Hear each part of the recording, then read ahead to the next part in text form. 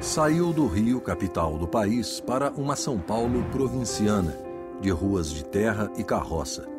Menino, filho de militares e políticos, tinha comportamento de adulto, de muitos livros e pouco esporte. Cresceu na faculdade, no meio estudantil.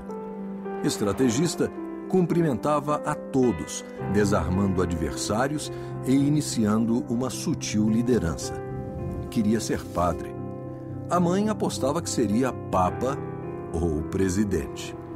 O pai, general e deputado de muitas prisões, ensinava: não recuse o diálogo nem com o carcereiro. Com seus amigos de academia, de exílio, ex-alunos, os aliados e adversários da política, apresentou ao Brasil uma proposta de novos rumos ancorada em uma nova moeda. Proposta de muita resistência no princípio. Mostrou-se sólida, eficiente, acabou elogiada, seguida, ganhou roupa nova e o Brasil deixou de ser o país do futuro para avançar no presente.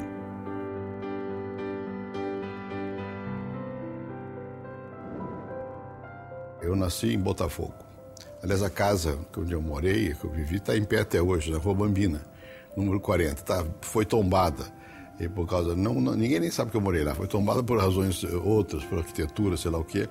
E hoje tem uma árvore saindo do telhado lá, né? Naquele tempo, no Rio, a gente fazia aula de educação física na praia. E subia o morro não tinha favela, né?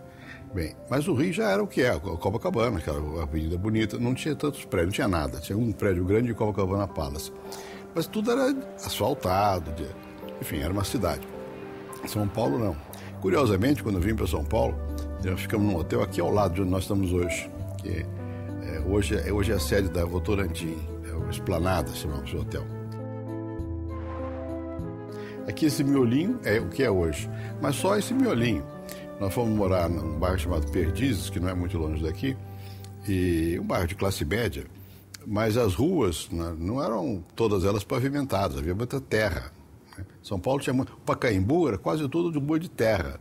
E eu estudei num colégio chamado Perdizes também, na Avenida Água Branca. A Avenida Água Branca passava o bonde, o resto era terra.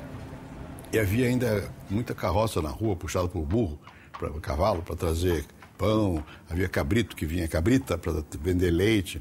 Então, São Paulo era muito chocante para quem chegava do Rio em 1940. Né? Quando eu nasci, só tinha uma estrada asfaltada do Rio de Janeiro, pavimentada do Brasil, que ligava o Rio e a Juiz de Fora. Em 1940 tinha duas, além daquela, essa aqui de São Paulo, a Via Anchieta, ligava São Paulo a Santos, mas nada, tudo era terra. Então, eu vi São Paulo se desenvolver do jeito que ficou durante a minha vida. É fantástico. Não sei quantos habitantes teria São Paulo, 1 milhão e pouco, naquela época. Hoje, sei lá, tem 15 milhões.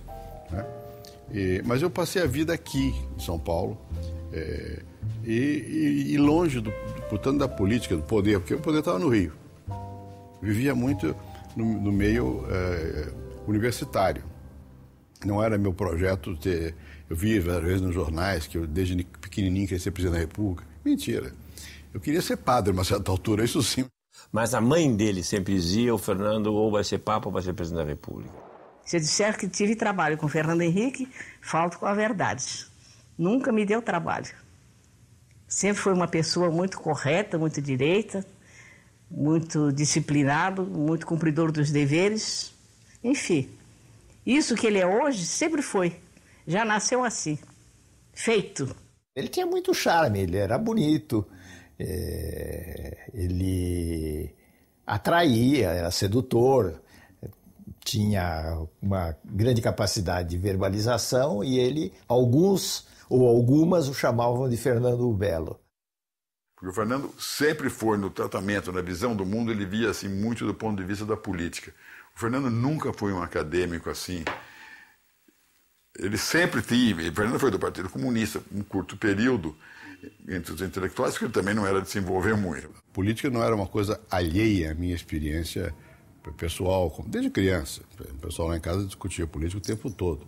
E, sobretudo, no tempo do Getúlio, né? E o meu tio-avô foi ministro do Getúlio, da guerra, em 31, 32. Um outro primo foi ministro mais tarde, nos anos 50 também. Mesmo quando meu pai foi eleito deputado, foi nos anos 50, era o tempo do Juscelino,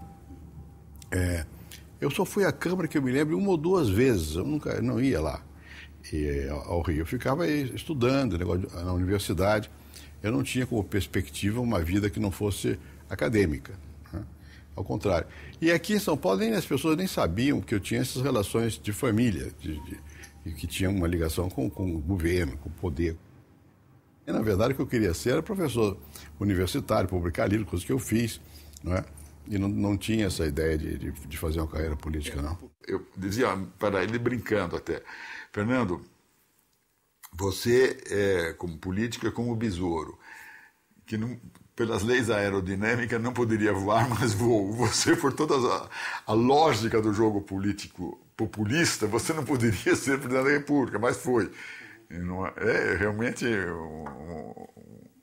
E as 2 vezes no primeiro turno.